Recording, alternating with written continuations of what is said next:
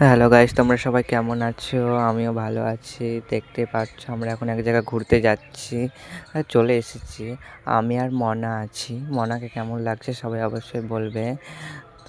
তো আমরা এখন মাঠে এসেছি, তোমাদেরকে দেখাচ্ছি। মাঠটা দেখো কত সুন্দর।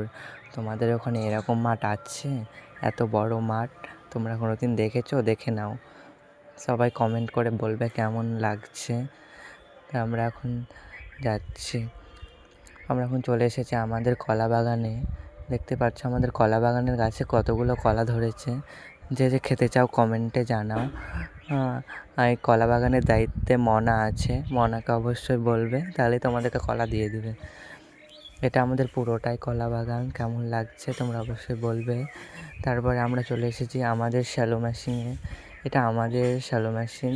যে যে স্নান করতে চাও চলে আসবে। কালকে সকাল 10টার সময় চালু হবে।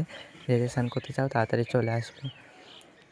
কেমন লাগছে শ্যালো মেশিনটা অবশ্যই বলবে। অনেক পুরনো। এই দেখো আমাদের মনা এখন শ্যালো মেশিনের উপরে ডান্স করছে। তারপর আমরা এখন বাড়ির দিকে রওনা দিচ্ছি। বাড়ি যেতে যেতে দেখো